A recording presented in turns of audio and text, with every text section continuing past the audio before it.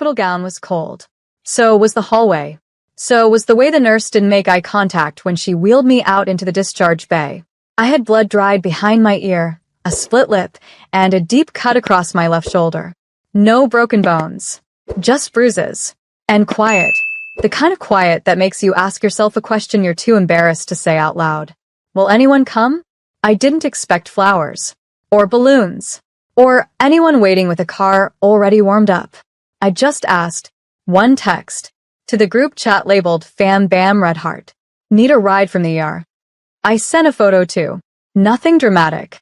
Just my wristband, the 4 mark, the hospital name in the corner.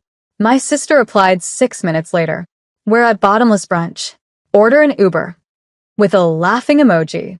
As if my pain was punchline material. I read it once. Twice. Then replied. Will do. Didn't argue. Didn't guilt. Didn't beg. I slid my phone back into my pocket, nodded at the nurse, and walked outside into the sharp evening air. There was a bench near the exit. I sat there while my Uber app spun in circles. But something in my chest didn't feel right. Not physical. Not yet. It was the realization that, even in my worst moment, my family chose brunch, and mimosas, and Instagram photos with captions like, Saturdays are for sisters. 12 hours later, after I'd gone home alone, after the painkillers had worn off, something changed. Inside me. And around me. Because at 11:14 p.m., my sister's phone rang. She picked up. Probably still tipsy. Probably still laughing. The voice on the other end wasn't mine. It belonged to a police officer. And his words turned the air in her lungs to cement. Are you listed as the emergency contact for name? She said yes. Still half smiling. Until he added. He stopped breathing 12 minutes ago. She told me later that she dropped the phone. Right there in the booth. Between a half-eaten omelet and her second mimosa. The officer had said 12 minutes. She probably spent 10 of those brushing off the ring. Too loud. Too busy. Too full of herself to care. The brunch crowd fell silent when she screamed. Not out of guilt. Out of fear. Because for the first time, she realized I could actually disappear. They'd found me at home, collapsed on the bathroom floor. All that just bruises stuff? Turns out, internal bleeding doesn't send a courtesy text. The EMT who showed up said I was minutes from losing consciousness completely. He found the Uber receipt on the kitchen counter, crumpled, unread. A bottle of prescription meds untouched. My name barely whispered when they lifted me onto the gurney. I flatlined once. Came back. Flatlined again. Then I stabilized. The hospital called it lucky. The doctor called it a delay in proper care. I called it something else. A moment I'll never forget, not because I almost died, but because of who didn't show up. When I woke up in ICU, the lights were dim. My sister was there. Mascara smudged. Hoodie borrowed. She sat stiff in the visitor's chair. Why didn't you tell me it was that bad? She whispered. I didn't answer. Not right away. Because here's the truth. I had. Every message, every call, every small sign over the years that said, I need you. She'd laughed off. Dismissed. Swatted like a gnat. And now, suddenly, she cared? Because someone in uniform told her I stopped breathing? No. That wasn't love. That was consequence. I turned my head toward the window. Spoke without looking at her. You told me to call Uber. Uber doesn't sit at the ICU all night. She flinched. But I didn't. Because something in me had already shifted. I wasn't just her little brother anymore. I was a man who survived being forgotten. And now, I was remembering everything. She tried. Oh, she tried. The next morning she brought coffee. My favorite, or what she thought was. Hazelnut, no sugar. I hadn't touched that order in 3 years. She sat by my bed like we were starring in some sad movie, waiting for forgiveness to roll in with the credits. I didn't say much. Didn't give her what she came for. Because this wasn't about mimosas. It wasn't about brunch. It was about every single moment she taught me, without saying it out loud, that her comfort mattered more than my survival. I didn't think it was serious, she whispered. That's the problem, I said. You never do. Her face crumbled, but I didn't hand her a tissue. I'd stopped cleaning up after her long ago. By the time the rest of the family showed up, late, of course, They brought flowers and stories. We were about to text you. We didn't know how to help. Maybe next time give us more of a heads up. Next time. Like grief books appointments. Like near-death sends calendar invites. I nodded politely.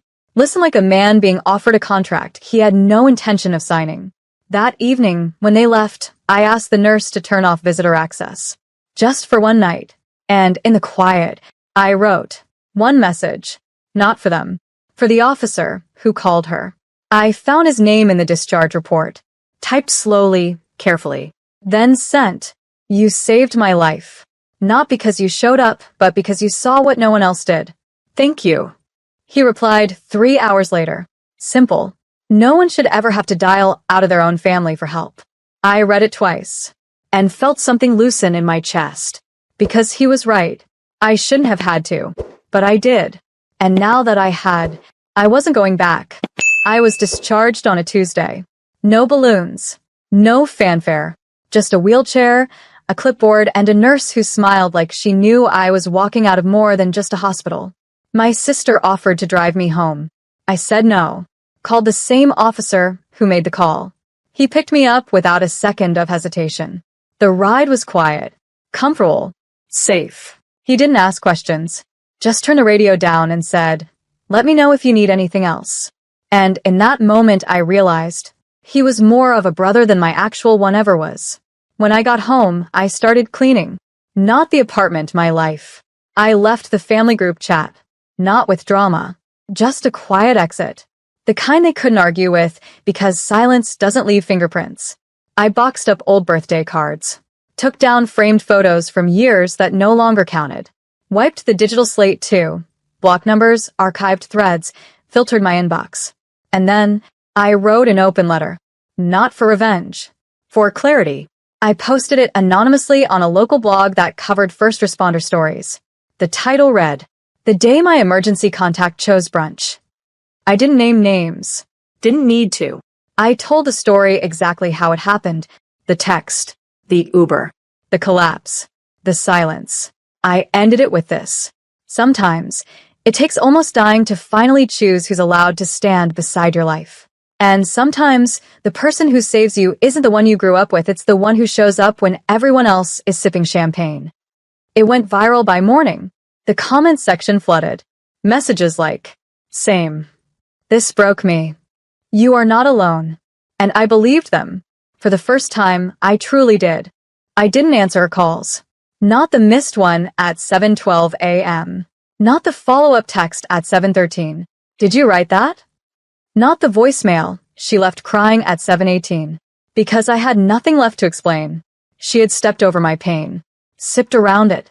Dismissed it with a joke. And now that the world had seen her reflection in the mirror I held up, she didn't like the angle. The article spread. Friends shared it. Colleagues whispered about it. Even our pastor forwarded it to the church group chat with a quiet, haunting caption. "May we all show up before it's too late." My mom called too. I didn't pick up. Because the last time she spoke to me, it was to say, "Why didn't you plan better?" As if survival was a schedule I failed to follow. My inbox started filling with stories from strangers, nurses, EMTs, even a woman who lost her brother at brunch, too. I read every word, because they weren't just stories. They were stitches. And I was still bleeding. That night, I got a knock at my door. Not loud, just firm. I opened it to find my sister. No makeup, red eyes, holding a card in one hand and my favorite sandwich in the other, the one she never got right. "I don't know what to say," she whispered. "You already said it," I replied. "At brunch." She stood there like she wanted to fall apart. But I didn't catch her. I'd done that too many times before. I took the sandwich, closed the door, and left the card on the welcome mat. Inside, I sat alone, but not lonely, because for the first time, I knew exactly who I was, and exactly who I no longer needed to be. She posted a statement. 3 paragraphs. Black text on a white background. No emojis. No filters. It read like a confession wrapped in PR. I failed my brother when he needed me. I chose comfort over compassion, and I'll regret that for the rest of my life. She didn't tag me, but she didn't need to. The internet connected the dots. People reshared the blog post with her apology. Some forgave her. Others didn't. I didn't care either way, because the story was no longer about her. It was about me, surviving what I wasn't supposed to survive, standing where no one thought I would. I didn't reply, didn't call, didn't validate her redemption arc. Instead, I made a quiet decision. I updated my emergency contact. Not to her. Not to anyone in my family. To Officer Harris, the man who saw a stranger and acted like family. I texted him. Hope it's okay. I listed you. He replied instantly. Of course. I've got your 6. That was it. No drama. No guilt. Just something I'd never had from my actual bloodline: consistency. Later that week, I got an invite to a family healing dinner. My sister wanted to host. Said it was time to talk things through. I RSVP'd no. Didn't even hesitate. Because you don't heal by sitting in the same room that broke you. You heal by building your own. And I was doing exactly that. One boundary at a time. I was invited to speak. A community panel, small, local, for survivors of medical neglect and family estrangement. The organizer had read the blog post. Said it struck a nerve. Said people needed to hear the rest. I almost said no. Then I remembered the silence in the ER. The buzz of my unanswered phone. The sound of my own breath slipping away. I said yes. The room wasn't packed, but it was full of something better. Truth. People who didn't pretend. People who'd been hurt and healed anyway. I took the mic. Hands steady. Voice clear. I didn't name my sister. Didn't list every betrayal. I didn't need to. Instead, I said, family is not who shares your blood. Family is who waits outside your ICU room when no one else comes. Family answers when pain calls, not when the news does. They listened. Some cried. One woman came up to me after and said, "Thank you for saying what we've all felt, but we're too scared to admit." That night, my sister texted again. Just 4 words. "You embarrass me publicly." I stared at it for a second, then replied, "You ignored me privately." No more messages followed. And I didn't need them to, because this wasn't about revenge. It was about clarity, peace, and finally learning to choose myself unapologetically. Months passed. No drama. No apologies. Just distance, the kind that finally feels like peace. I moved cities. Took a job at a local nonprofit, the same one that hosted the panel. I helped others navigate what I had barely survived. Being abandoned while still breathing. I never told anyone in my family I was leaving. No forwarding address. No final text. Because sometimes healing isn't a conversation, it's a quiet exit. One evening, the news ran a feature. A short segment about the growing role of bystanders in emergency response. They featured a few cases. One of them was mine. They replayed the original call, my sister's laugh. The officer's voice breaking as he said, "He stopped breathing 12 minutes ago." I sat alone in my apartment as it aired. No tears. No rage. Just the soft realization. They'd heard it now too. Every person who once shrugged me off. My story wasn't hidden anymore. And neither was their silence. 2 days later, I received a letter. No return address. Just 5 words on the first page. I finally understand. I'm sorry. No name. But I recognized the handwriting. I folded the paper. Didn't tear it. Didn't respond. Because I didn't need an apology. I needed a life. And I'd finally started living one, without depending on people who only show up when it's too late. I sat back in my chair, stared at the skyline outside, and whispered to myself, not in bitterness, but in calm. They lost me the moment I needed them most, and I smiled, because I was no longer asking for rides. I was driving my own story now. Some losses aren't loud. They don't come with screaming matches or slammed doors. Sometimes, it's just a single unanswered message, and a silence that cuts deeper than betrayal ever could. She laughed while I bled. They brunched while I begged. And yet, I didn't choose revenge. I chose to heal quietly, deliberately, fully. Because family isn't who shares your last name. It's who holds your hand when you're too weak to lift your own. And the day I nearly died, I learned who that was, and who it wasn't. So, here's the question that lingers. When someone calls you in pain, do you answer? Or Do you leave them wondering if they ever mattered at all?